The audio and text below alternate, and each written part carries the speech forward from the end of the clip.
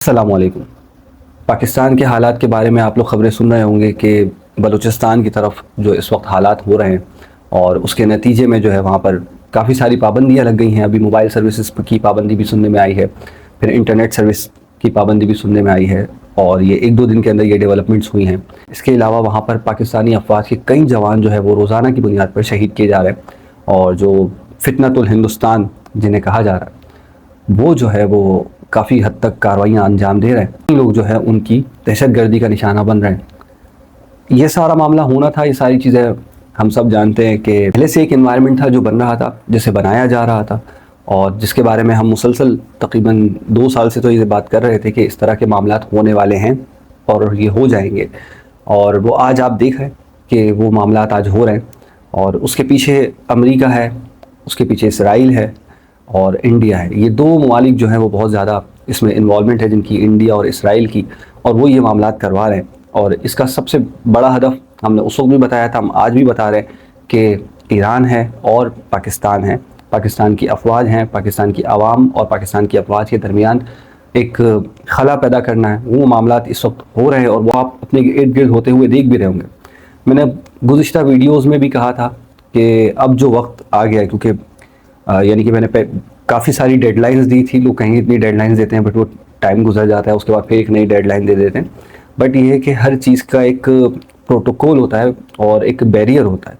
सो वो बैरियर उठते जाते हैं और मामलात आगे बिगड़ते जाते हैं। तो अगर 2023 से अगर हम देखना शुरू करें या 22 से देखना शुरू करें तो बैरियर उठते गए और मामलात बिगड़ते गए।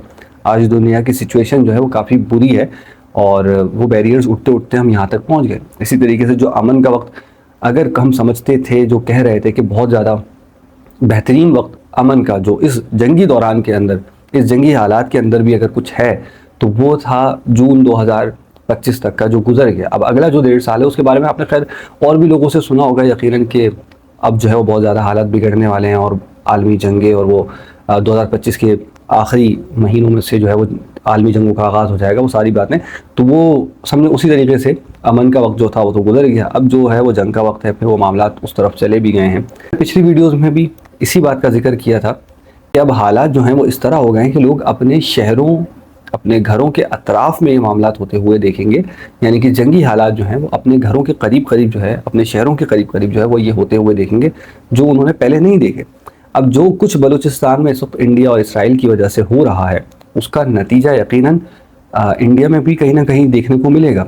उसके असरात कहीं ना कहीं इंडिया में भी मुरतब होंगे और इंडिया भी बहुत जल्द जो है वहाँ पर मामलात ख़राब होंगे और उनको नज़र आएगा। फिर वो वहाँ पर आप देखेंगे कि उधर भी हालात जो है वो आउट होंगे। और मैंने काफ़ी पहले की बात है जब मैंने कहा था कि ये वेस्ट बंगाल है, यूपी है, कश्मीर है, ऊपर का हिस्सा जो वहाँ पर का है, तो और बहुत सारे उनके जो बिहार का इलाका है, वो इतने इलाके ऐसे जो हैं जिनके अंदर मामलात जो है वो प्रॉब्लम हो सकती है। इसके अलावा जो वहाँ पर लोग हैं, आवाम है, उनके दरमियान आपस में क्लैश, और उसके अलावा जो वहाँ पर जिस तरीके से फसादात होते हैं वो चीज़ें जो है वहाँ पर अचानक से होने वाली चीज़ें होंगी।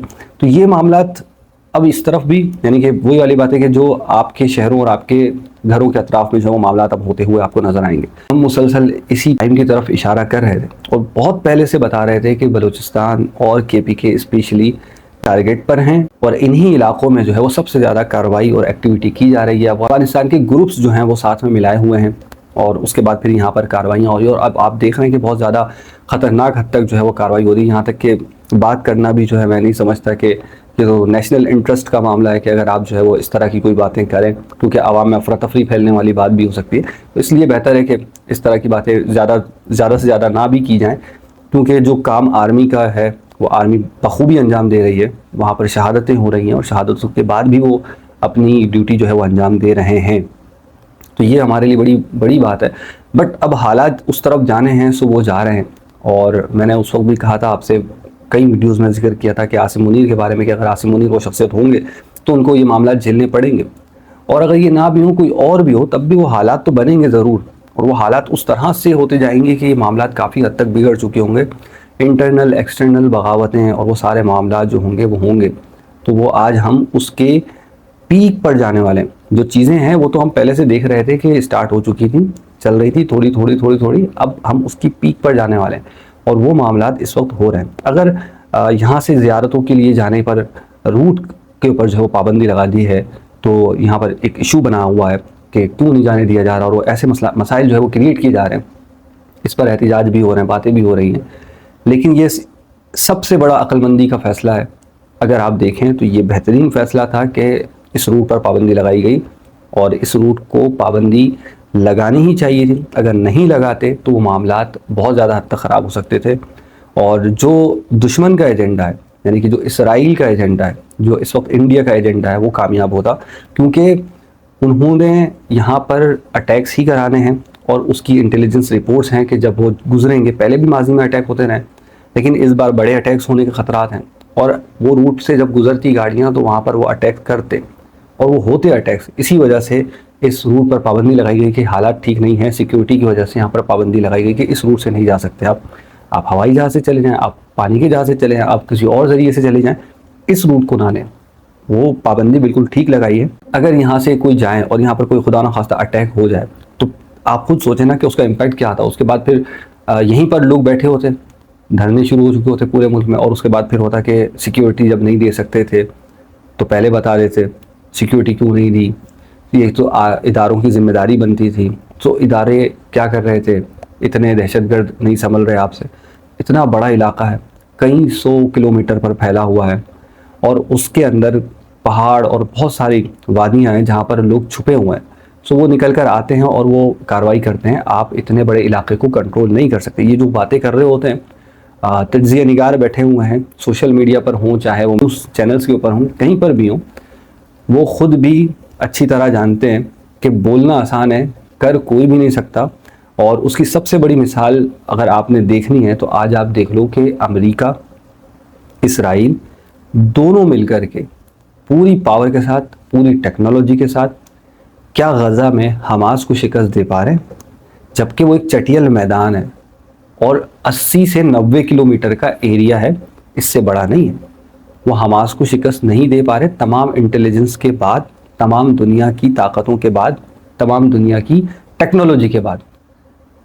तो पाकिस्तान, और ख़ुसूसन ये जो पाकिस्तान का इलाका है, साउथ वज़ीरिस्तान, नॉर्थ वज़ीरिस्तान, ये जो पूरा इलाका है KPK की सरहद का और बलूचिस्तान के साथ, ये कई 100 किलोमीटर पर फैला हुआ है। अब इस पूरे इलाके के अंदर आप मुझे बताएं कि किस तरीके से, जहाँ पर पहाड़ भी हैं, जहाँ पर जंगलात भी हैं, तो ऐसी वादियाँ हैं जहाँ पर ना ड्रोन काम कर सकता है आपका, ना कोई सिग्नल्स काम कर सकते हैं, ना आपकी सैटेलाइट वहाँ पर पहुँच सकती है, सैटेलाइट भी आपको वहाँ पर नहीं असिस्ट कर सकती। तो ऐसी जगह के ऊपर दहशतगर्द अगर पूरी दुनिया बिठा दे, और ख़ुसूसन आपका वो दुश्मन जिसके पास तमाम टेक्नोलॉजी है, और वो वहाँ पर आपके दुश्मनों को बिठा दे, और उसके बाद फिर वो कोई कार्रवाई करवाना चाहे, तो वो कैसे आप उससे बच सकते हैं? आप उससे नहीं बच सकते, आप उनको ख़त्म नहीं कर सकते। बहुत मुश्किल काम है, और उसके लिए तमाम आवाम को, फ़ौज को एक पेज पर होना होगा। उसके बावजूद भी ये जंग चलती ही रहेगी, क्योंकि पीछे से सपोर्ट जब तक मिलती रहेगी, जब तक पीछे से सप्लाई मिलती रहेगी, ये मामला चलता रहेगा। जब तक के दहशतगर्द को पैसे मिलते रहेंगे, जब तक उसको खाना मिलेगा, जब तक उसको वेपन मिलेगा, वो लड़ता रहेगा, क्योंकि उसके जहन तो ऐसा बना दिया गया है। सो वो उस काम को वो अंजाम देता रहेगा। तो पहले सप्लाई लाइन काटनी पड़ेगी। अगर वो सप्लाई लाइन आप काट देते हैं तो नतीजे में जब उसके पास वेपन, खाना, ये सब ख़त्म होगा, तो उसके बाद वो खुद ब खुद मुहासरे में आ जाएगा, और उसके बाद फिर वो खुद ही छोड़कर भाग जाएगा। अब यहाँ पर सप्लाई लाइन नहीं काटी जा सकती, क्यों? क्योंकि इंडिया है, सपोर्ट उसे अफ़गानिस्तान से मिल गई है अब, और उसके पीछे अमेरिका और इसराइल जो है वो खड़े हुए हैं और वो मदद कर रहे हैं। इसके अलावा और भी बहुत सारी यहाँ की लोकल फॉरेन एजेंसीज़ हैं जो मदद कर रही हैं, जिसमें अरबों का भी इसमें के हाथ है कि अरब ममालिक जो है वो भी यहाँ पर ये कार्रवाइयाँ अंजाम दिलवा रहे हैं। इसमें अरबों को आप शरीफ ना समझें कि अरब जो हैं वो इसमें मामले में ना होंगे। आपके अरब जो हैं, ये UAE की तरफ खुसूसन, इनका भी इसके अंदर हाथ है। और वो सारे, अब ये इतने बड़े नेटवर्क्स हैं, इतना पैसा जब लगा रहे हैं यहाँ पर, और अपने मफादात की बुनियाद पर लगा रहे हैं, तो आप मुझे बताएं कि किस तरीके से एक कॉन्वॉय को महफूज किया जा सकता है। बहुत मुश्किल काम है, बहुत ही मुश्किल काम है, और इसीलिए जो इक़दामात किए गए वो बेहतर हैं, और यही किए जा सकते थे कि इंटेलिजेंस रिपोर्ट्स अगर हैं तो आप वहाँ से गुजरने पर पाबंदी लगा दो। अब तो खाली यही कॉन्वॉय नहीं, कोई सा भी कॉन्वॉय गुजर रहा हो उस पर पाबंदी है। यहाँ तक कि सिविलियंस भी अगर जा रहे हैं तो उनको दिन में ट्रैवलिंग का बोला गया है और उनको रात में ट्रैवलिंग से मना कर दिया गया है। इसके अलावा बहुत सारी चीज़ें जो हैं सिक्योरिटी के लिहाज से जो है उसमें इक़दाम किए गए हैं, KPK में भी और बलूचिस्तान के अंदर भी। अब आप ये बात देखें कि जिस बारे में हम बहुत पहले से बात कर रहे थे, आज हम उस पॉइंट पर खड़े हैं। ये जो आज आपको मैंने पिछले 5 मिनट में जो बताई हैं बातें, क्या ये बातें मैंने पहले कभी की हैं या पहले कभी आपने ऐसी खबरें या ऐसी बातें आपने सुनी हैं? और इसी सिचुएशन के बारे में हम बात कर रहे थे कि ज़हूर इमाम महदी अलैहिस्सलाम से मुताल्लिक़ इस रीजन का भी बिगड़ना ज़रूरी है। इस रीजन में भी हालात ख़राब होंगे, इंडिया और पाकिस्तान के मामलात ख़राब यहीं से होंगे। सो आप देख रहे हैं कि यहाँ से हो रहे हैं, और पाकिस्तान के लिए भी मामलात ख़राब होंगे, ईरान के लिए भी ख़राब होंगे। ईरान और पाकिस्तान को इस खित्ते में इस जगह पर इंगेज किया जाएगा, और वो आप देख रहे हैं कि वो कर रहे हैं। उन्होंने पहले पाकिस्तान को और ईरान को आपस में इंगेज किया, यानी कि पाकिस्तान को इंडिया के साथ, ईरान को इसराइल के साथ आपस में देखा उन्होंने लड़के कि ये तो वाकई में हमें जवाब दे सकते हैं, हमारी बैंड बजा सकते हैं। तो उसके बाद उन्होंने वापस पलटे और उन्होंने कहा कि नहीं, हमारा यही प्लान था और यही प्लान हमारा कामयाब है। सो हम इसी खित्ते में दोबारा से प्रॉब्लम क्रिएट करेंगे जब तक यहाँ से इसी खित्ते से, यानी बलूचिस्तान और KPK खुसूसन ईरान का बलूचिस्तान खित्ते में हम इन ममालिक के लिए, यानी ईरान के लिए और पाकिस्तान के लिए इतने बुरे हालात पैदा कर दें कि नतीजे में ये यहाँ भी इंगेज हो जाएं। और फिर आपने देखा कि पाकिस्तान ने ईरान की मदद की। ये बात आप लोगों को उस वक्त शायद समझ नहीं आ रही थी। बहुत सारे लोग कह रहे थे ईरान की तो क्या मदद की, ईरान तो अकेले लड़ा है, बहुत सारी बातें की जा रही थी। बट ईरान की कौमी असम्बली में किसी मुल्क का नाम नहीं लिया गया, पाकिस्तान का नाम लिया गया। पाकिस्तान का नाम लेकर के शुक्रिया अदा किया गया। पाकिस्तान का वहाँ पर पूरे पार्लियामेंट ने शुक्रिया अदा किया, उनके सदर ने शुक्रिया अदा किया, उन्होंने वहाँ पाकिस्तान आकर के शुक्रिया अदा किया। तो वो जो सारा ये जो काम हुआ है ना, ये सब बता रहा है कि पाकिस्तान ने किस तरह से उनकी मदद की है। बज़ाहिर उस टाइम पर कहीं भी नज़र नहीं आया, लेकिन दरे पर्दा कितना था वो, ये उनका उस बाद में जो अमल है, शुक्रिया का जो अमल है, वो बता रहा है कि उन्होंने कितना पाकिस्तानी किरदार अदा किया है इस जंग के अंदर ईरान के साथ। तो ये चीज़ अब एक आम आदमी को समझ में आनी चाहिए कि यार पाकिस्तान ने तो कुछ किया ही नहीं, तो इतना शुक्रिया क्यों अदा करें। एक जनरल बात की जा सकती थी कि हाँ जी बहुत शुक्रिया, बाकी मुल्कों का भी किया था, अज़रबैजान का भी किया था, इस तरह तो शुक्रिया अदा, बहुत सारे मुल्कों का शुक्रिया अदा किया है ईरान ने, इसमें इंडिया का भी शुक्रिया अदा किया। बट वो एक फॉर्मेलिटी वाली बात थी। लेकिन यहाँ पर फॉर्मेलिटी से हट करके बात की गई, पाकिस्तान के मामले पर बहुत ज़्यादा लेवल पर जा कर के बात की गई। तो वो चीज़ नज़र आ रही थी कि इतना क्यों शुक्रिया अदा किया, समझने वाली बात है क्यों किया है। तो इसी से पता चलता है कि पाकिस्तान ने बहुत किरदार अदा किया था, वो अब लोगों को समझ में आनी चाहिए। और यही वो सबसे बड़ी वजह है कि इस वक्त जो बलूचिस्तान के हालात हैं, तो जो KPK की उस तरफ के हालात हैं, जो अफगानिस्तान की साइड बॉर्डर लगता है, उसके जो हालात हैं वो क्यों है, वो उस शुक्रिया की वजह से। क्यों? क्योंकि उन्हें पता है कि हमने देख लिया कि ईरान की सपोर्ट में पाकिस्तान खड़ा रहा है, और अब हमने इन दोनों के दरमियान की जो लाइन है हमने उसे तोड़नी होगी। उसे तोड़ने के लिए उन्हें बलूचिस्तान में कार्रवाइयाँ करनी है, और उसे तोड़ने के लिए उन्होंने KPK का सहारा लेना है। क्यों? क्योंकि KPK के पीछे अफगानिस्तान खड़ा है, और अफगानिस्तान से बहुत से ऐसे ग्रुप्स हैं जो इंडिया के साथ मिलकर के मदद कर सकते हैं, और यही वो काम अंजाम दे रहे हैं। बात शायद आज आपको काफ़ी हद तक जो है समझ भी आ रही हो, महसूस भी हो रही हो, आज आप देख रहे हो। और अभी भी अब तो मुझे नहीं समझ में आती कि ये जुमला भी कैसे बोला जाए कि बहुत सारे लोग जो हैं जिनको हम कहते रहे कि यार अगर आज आपको नहीं समझ में आ रही तो आप अगले 6 महीने बाद देख लेना, अगले 5 महीने बाद देख लेना।